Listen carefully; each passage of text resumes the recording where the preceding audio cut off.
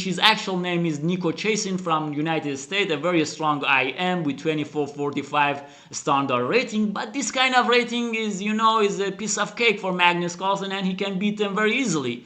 And he comes to the title Tuesday to show others who's the boss. In this marvelous and funniest chess game, Magnus had the black pieces and his opponent kicked off with pawn to d4. He wants to control the center, and you know what? There is a famous saying that you cannot piece off with some special people, because if they become angry, they become unstoppable and the game is over. For example, in football, you cannot piece off with Lionel Messi. If he becomes mad, then he will annihilate any player in the battlefield and the game is over. We have the same case in chess with Magnus Carlsen. If he loses, he's there for his revenge. He's so motivated to bounce back and to come back. And in this tournament, in Title Tuesday, before this round, Magnus lost a very painful game. And in this game, he's there to taking his revenge and to bounce back into the tournament. His opponent pushes pawn to d4, and Magnus says, you know what? I'm going to attack your center from the right from the beginning, and I'm going to break the symmetry right from the beginning. His opponent says, okay, I still know this variation. I'll play d5, I'll take space.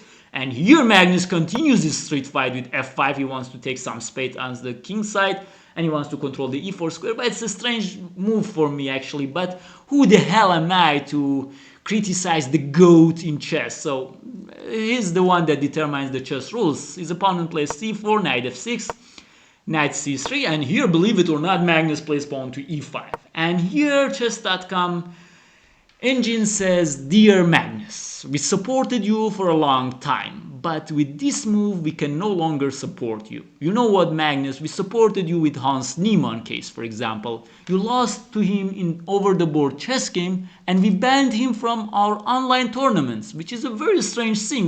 The player played a over-the-board game and you're banning him from online tournaments. What the hell? I mean, why this happened? But we supported you. We were there. We were friends. We were there to support you. But with this move, we can no longer support you. And with this game, maybe also.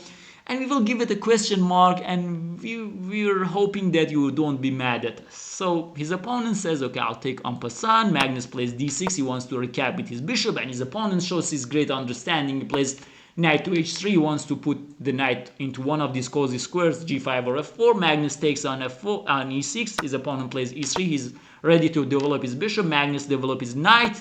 And here comes knight g5. This bishop goes to g8. Bishop e2, g6. And Magnus says, here I'm going to play like a champion. I will put my bishop on the long diagonal as a fianchetto bishop.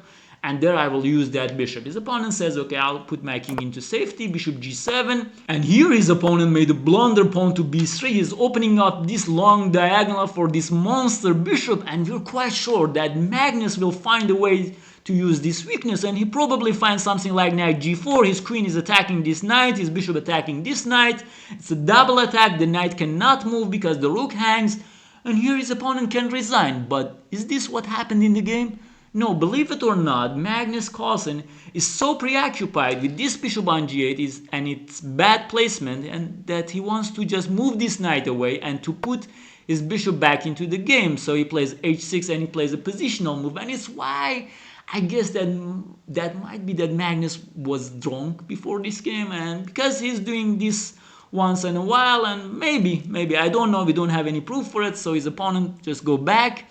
And here Magnus plays pawn to g5. We expand on the king side and to gain some space. His opponent plays bishop b2. And as I told you, Magnus is so preoccupied with this bishop that he puts his bishop on e6 to prepare a short castle. But you know what? There is a famous guy in chess in 18th century, if I'm not wrong, Philidor from France, that he said the pawns are soul of chess and you should be very careful in pushing them. When you push your pawn, you create your weaknesses behind them, and there is no way to fix that weaknesses. And when Carlsen pushes something like c5 in this game, e5 and f5, he pushes all of his pawns, then this d6 pawn became weak, and here white threatens to play knight b5, and Magnus, I don't know, completely misses it or what. He could have just played queen d7 with the idea of rook d1, but rook d8, but he plays bishop b6, and his opponent says, what? I'll just play knight b5 and I'll take it. Is this Magnus? Or he's giving his account to someone else? I mean, is this the world champion? Is he the GOAT? I don't know. But And Magnus here says, okay, I'll just castle and I'll give you the pawn. What can I do? I'll just give you the pawn. And his opponent says, thank you very much, I'll take it. And here, okay, Magnus, here we have the Magnus comfort zone. He reaches an endgame, which he can play, and he uses his practical skills to turn the table. So here he plays rook to d8, attacking this knight. His opponent plays rook d1, defending the knight, b6 to defend this pawn. And here his opponent plays h3. Okay, not the best move, might be f4 was better. And here Magnus plays rook d7. He wants to prepare rook d8 and get rid of this monster knight on d6. And here Magnus Carlsen's opponent, Nico Chasin, shows no respect for Magnus Carlsen's ideas. You know what? He's a very strong international master. He's only 17 or 18 years old. And here he shows he's not afraid of Magnus Carlsen or his name, and he just goes with his plan. He plays f4 to open up the king side, to uses these pawns, and if Carlsen push his pawn, he will just go back to f2 and his knight can come back to the game. But Carlsen here plays knight g4. He's going to attack this pawn on e3 and he wants to take it with a fork. And white trades the bishops, king takes g7, and once again white in this position shows no respect for Magnus Carlsen, because Magnus wants to take this. And any sane person will play rook d3 against Magnus Carlsen to prevent him taking it, but white just simply grabs this pawn on g5, and Magnus here is very, very confused. He says, who's this guy that doesn't show any respect for my plans? I just wanted to take on e3. And he doesn't allow, he doesn't care. He doesn't care at all. What the hell? What can I do? And here Magnus, I guess, afraid or something else. I don't know what happened with him. He's playing very good usually with his knights, but here he doesn't play his knight takes e3. It's very strange for me, and it's once again another proof that he might not be completely sober in this game, because knight e3, okay, just attacking these two, and if knight f4, okay, I can feel that he was afraid of knight f4, but just rook e7, and you're going to take one of these rooks. And okay, black is not so much better, but it's okay. But in the game, Magnus just plays rook d8 to attack this knight, and his opponent takes, and after king g8 he just says, give me your knight.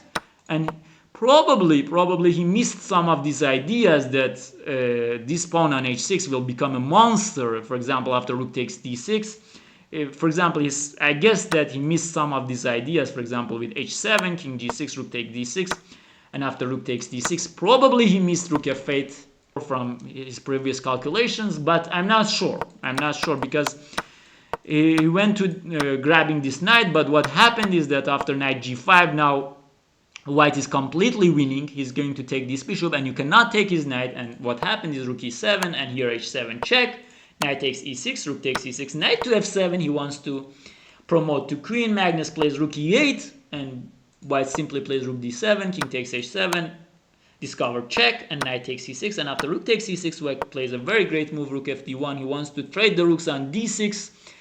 And in this position, Magnus decided to resign the game, and he says, it's enough for me. Man, it was a very strange game for me, especially that knight g4 miss. Okay, I can feel that here Magnus was in this position. Where was it?